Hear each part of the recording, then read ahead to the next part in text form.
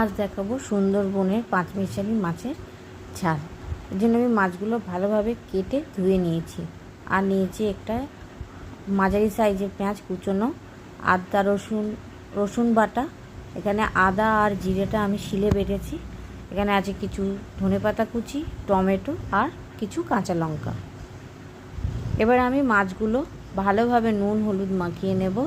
এখানে অনেক রকমের মাছ আছে। কড়াইতে সর্ষের তেল দিয়েছি। তেলটা গরম হলে মাছটাকে আমি লাল লাল করে ভাজবো।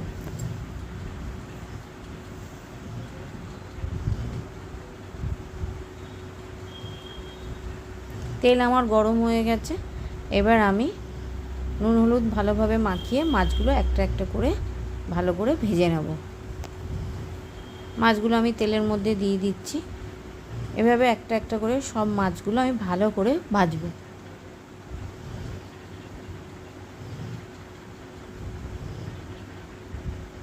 মাছগুলো এখানে আমার সব ভালো করে ভাজা হয়ে গেছে। এবার আমি ওই মাছ ভাজা তেলের মধ্যে দিয়ে দিচ্ছি 4টে শুকনো লঙ্কা আর কিছু কালো জিরে। কালো জিরে শুকনো লঙ্কাটা ভাজা হয়ে গেছে। এবার আমি এর মধ্যে দিয়ে দিচ্ছি পেঁয়াজ কুচি।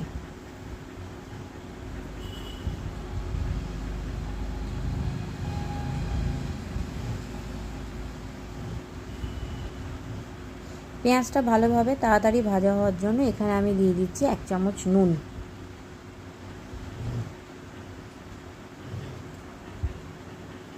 এবার আমি পেঁয়াজটা ভাজা হবে এর মধ্যে দিয়ে দিচ্ছি কিছু কাঁচা লঙ্কা আর দিয়ে দিচ্ছি টমেটো কুচি।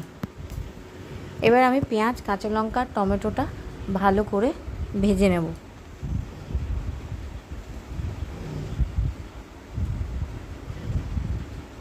এবার আমি এর মধ্যে দিয়ে দিচ্ছি 2 চামচ রসুন বাটা।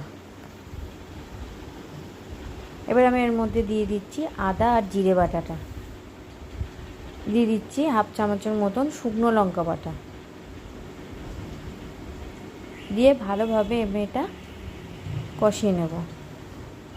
তাড়াতাড়ি কষা হওয়ার জন্য আমি এর মধ্যে একটু সামান্য জল দিয়ে মশলাটা ভালোভাবে কষিয়ে নেব। এবার এর মধ্যে আমি দিয়ে দিচ্ছি ধনে গুঁড়ো দেব, 1/2 চামচের মতন ধনে গুঁড়ো। এখানে আমি 1/2 চামচের মতন ধনে গুঁড়ো দিয়ে দিচ্ছি। এবার আমি মশলাটা ভালোভাবে কষাবো।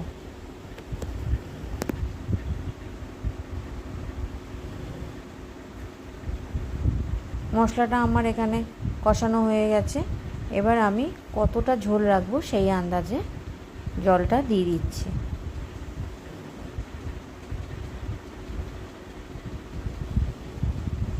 এবার আমি এর মধ্যে দিয়ে দেব 1 চামচের মতন হলুদ।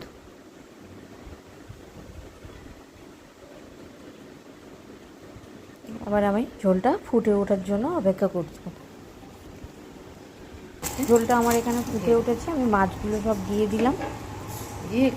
এবার আমি মাছগুলো ভালোভাবে 3 মিনিট ফুটিয়ে নিয়ে মিশিয়ে নিচ্ছি ঝোলের মধ্যে। এবার আমি 5 মিনিটের জন্য এটা মাছটা ফুটতে দেব।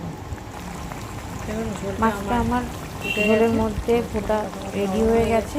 এবার আমি দিয়ে দেব ওপর থেকে একটু সর্ষের তেল আর দিয়ে দেব একটু ধনেপাতা।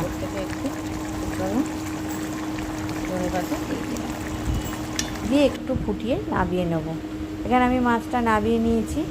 এই মাছ এইভাবে রান্না করলে খুবই ভালো লাগে। রেসিপিটা আপনাদের কেমন লাগলো অবশ্যই আমাকে কমেন্টে জানাবেন।